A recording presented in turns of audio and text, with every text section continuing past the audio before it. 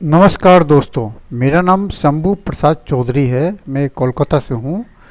आज हम बात करेंगे ऑल इंडिया बार एग्जामिनेशन के एमसीक्यू को लेकर। इससे पूर्व मेरे जो एमसीक्यू को लेकर 3 वीडियो बनाए हैं, उसका लिंक मैं इस वीडियो के डिस्क्रिप्शन बॉक्स में दे दूंगा, जिससे आपको उन एमसीक्यू को देखने में भी सुविधा रहेगी।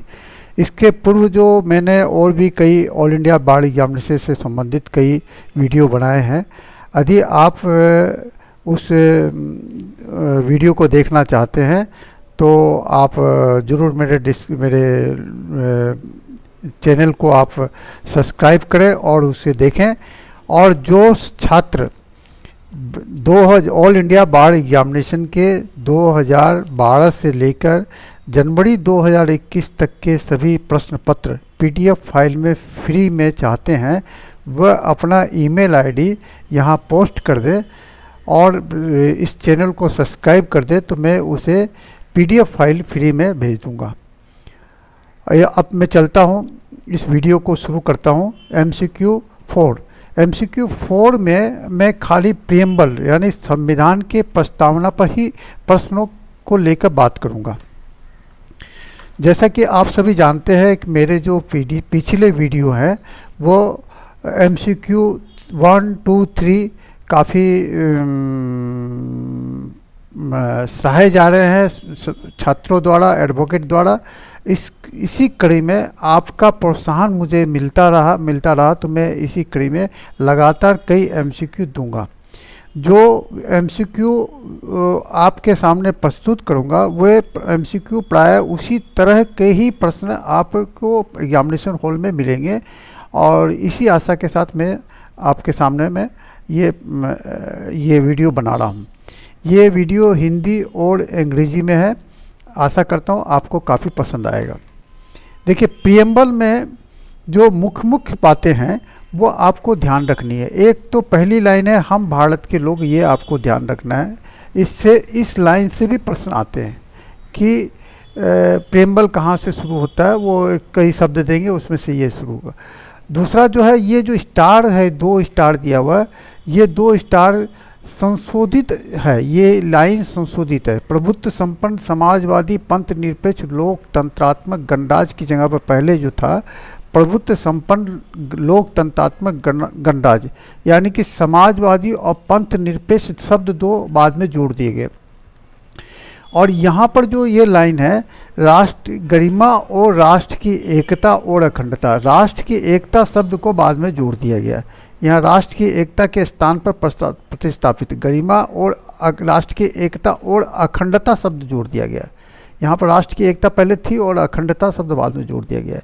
ये जो है, ये दोनों संशोधन जो है एक ही बार हुए हैं, ये भी ध्यान रखिएगा। 2 बार नहीं हुए, एक ही बार हुए हैं। 2 लाइन में पैराग्राफ में संशोधन में, जो कि 42वें संशोधन 1976 के द्वारा हुआ है। ये 42वां संशोधन भी आपको याद रखना है और 1976 भी आपको याद रखना है। और ये भी याद रखना कि ये जो 2 संशोधन हुए हैं ये एक ही बार संशोधन हुए, इसे एक ही बार ही माना जाएगा, 2 बार नहीं माना जाएगा। तीसरा जो प्रश्न आता है कि संविधान कब लागू हुआ और कब अंगीकृत हुआ।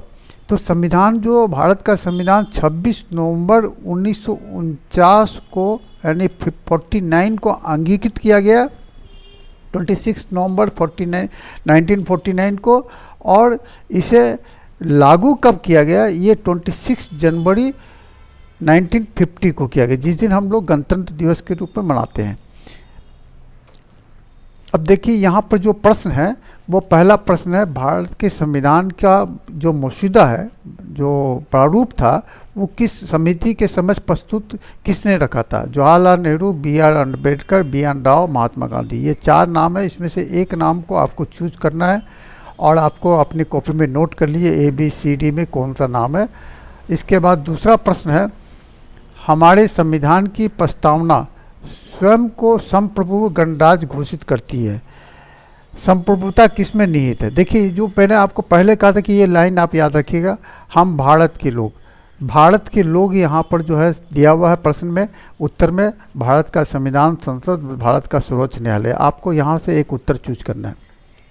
तीसरा जो है, देखिए भारत के संविधान की प्रस्तावना ने भारत को गणराज्य घोषित किया, क्योंकि क्योंकि इसमें जो है राज्य की प्रमुख लोकतांत्रिक तरीके से चुने जाते हैं।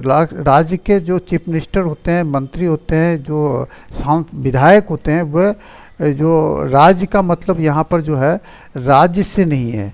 राज्य का मतलब हुआ यहाँ स्टेट से, मतलब संविधान में स्टेट से मतलब है पार्लियामेंट और स्टेट गवर्नमेंट दोनों ही, ठीक है। तो उनका जो चुनाव होता है वो लोकतांत्रिक प्रणाली से होता है, वोट के द्वारा जनता चुनती है, इसी को कहा जाता है लोकतांत्रिक तरीके से चुने जाना।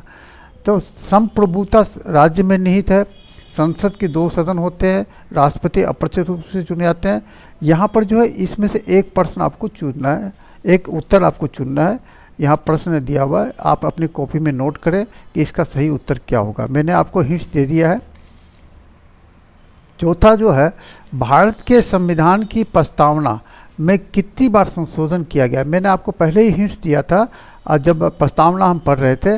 यहाँ पर देखिए उसी प्रश्न को घुमा फिरा के पूछा गया है। यहाँ आप उसका A B C D 4 उत्तर दिए में, आप इसका उत्तर जो है, मैं इसका समय नहीं दूंगा, आप इसका उत्तर नोट कर लें। भारतीय संविधान की प्रस्तावना में पहली बार किसके द्वारा संशोधन किया गया, इसका भी उत्तर आपने पढ़ लिया है अब तक। और इसका उत्तर जो है आपको 42वां, 44वां, 24वां, 42वां, 44वां संशोधन में इसमें से एक उत्तर आपको चूज करना है। यही इसी प्रकार जो है भारत के संविधान भारत को एक संप्रभु समाजवादी धर्मनिरपेक्ष लोकतांत्रिक गणराज्य घोषित करता है। अपने नागरिकों को न्याय, समानता और स्वतंत्रता के आश्वासन देता है। इनके बीच बंधुत्व को बढ़ावा देने का प्रयास करता है। वर्ष की परिभाषा में समाजवादी और पंथ निरपेक्ष जोड़े गए। अब आप देखिए ये कैसे घुमा के इतनी लंबी चौड़ी बात भर दिया, आपको पढ़ने में ही समय निकल जाएगा। लेकिन अंत में जो है इसका निचोड़ यही था कि यह समाजवादी और पंथ निरपेक्ष, मैंने आपको इस बात को प्रस्तावना जब पढ़ रहे थे उस समय मैंने बताया था। ये कब हुआ, ये आपको जो है 42वें संशोधन हुआ था, और साल भी मैंने बताया था। मैं यहाँ पे हिंट्स नहीं दूंगा, आपको जो है उसका उत्तर आपको चूज करना है। ये देखिए नीचे में जो है ये इसी लाइन को वापस जो है, ये जो प्रीएम्बल में जो अमेंडमेंट आया, यहाँ देखिए प्रीएम्बल में अमेंडमेंट में ही प्रश्न पूछा गया कि ये sovereign socialist secular democratic Republic शब्द संविधान में कब प्रस्तापित किया गया। मतलब कि ये जो हिंदी में यहाँ पर प्रभुत्व संपन्न समाजवादी पंथ निरपेक्ष लोकतांत्रिक गणराज्य, यहाँ पर अंग्रेजी में देखिए इस तरह से जो है दिया हुआ है। तो इसको आपको कब संशोधन अमेंडमेंट हुआ, आपके पास में उत्तर है, आप इसका उत्तर नोट कर लें। यहाँ पर देखिए 8वें प्रश्न के अंदर में भारत के संविधान की प्रस्तावना में राष्ट्र की एकता शब्द कब प्रस्तापित किया गया। राष्ट्र की एकता की जगह पर कौन सा शब्द उसके साथ जोड़ा गया। राष्ट्र की एकता, अखंडता, राष्ट्र की एकता, संप्रभुता एकता, राष्ट्र की अखंडता, उपरोक्त में से कोई नहीं। आपको इसका हिंट्स मैंने दे दिया था, आप इसका आंसर जो है चूज कर ले। यहाँ पर देखिए भारत के संविधान में प्रस्तावना का सही क्रम कौन सा है। अब देखिए सही क्रम जो है मैंने आपको पहले ही बताया था प्रस्तावना में कि आप इसको लाइन को ध्यान से पढ़ें। आप यदि अभी आप इसका उत्तर नहीं दे पा रहे हैं तो आप एक मरतबा अपना टेंटेटिवली नोट करें, पुनः मेरी बात को ध्यान से सुने और प्रस्तावना को ही सुने। बाकी आप MCQ को मत ध्यान दें। MCQ के बाद में आंसर आपको जवाब आपको खुद मिलेगा। आप प्रस्तावना को 3 बार 4 बार अच्छी से सुने, समझ लें, उसके बाद आप आंसर देना शुरू करें, आपको जवाब मिलना शुरू करेगा। इसी प्रकार यहाँ पे भी जो है इसका सही क्रम ढूंढने के लिए बोला गया है। अब देखिए प्रस्तावना में जो जजमेंट है, प्रस्तावना में 2 तरह के जजमेंट हुए हैं। एक हुआ बेरुवाड़ी जजमेंट और एक हुआ केशवानंद भारती का जजमेंट। बेरुवाड़ी में यहाँ पर जो RE जो लिखा हुआ है ये जजमेंट नहीं है, ये सलाह है। राष्ट्रपति को सलाह दी गई, ये कोई केस का फैसला नहीं था। राष्ट्रपति उस समय डॉक्टर राजेंद्र प्रसाद जी के सामने में बेरुवाड़ी नाम की एक जगह थी, उस जगह को लेकर के बांग्लादेश भारत, मतलब जब वो पूर्वी पाकिस्तान था, उसमें पूर्वी पाकिस्तान और भारत के बीच में उस जगह को लेकर विवाद था। उस पर पंडित जवाहरलाल नेहरू ने पूर्वी पाकिस्तान के प्रधानमंत्री के साथ मिलकर के एक निर्णय लिया और उसे पारित करने के लिए राष्ट्रपति को भेजा। तब राष्ट्रपति ने कहा कि आपको यह अधिकार किसने दिया है, जिस धारा के अंतर्गत राज्य का विभाजन और आपको करने का अधिकार या छोटा बड़ा करने का अधिकार है, उससे आप देश का विभाजन या छोटा बड़ा कैसे कर सकते हैं। इसी बात को सलाह के रूप में राष्ट्रपति ने अपने अधिकार का प्रयोग करते हुए, राष्ट्रपति के अधिकार का प्रयोग मैंने आपको पहले बता दिया है, पहले के जो MCQ प्रश्न में, उसमें आपको उसका उत्तर भी है, आप उसे देख लें।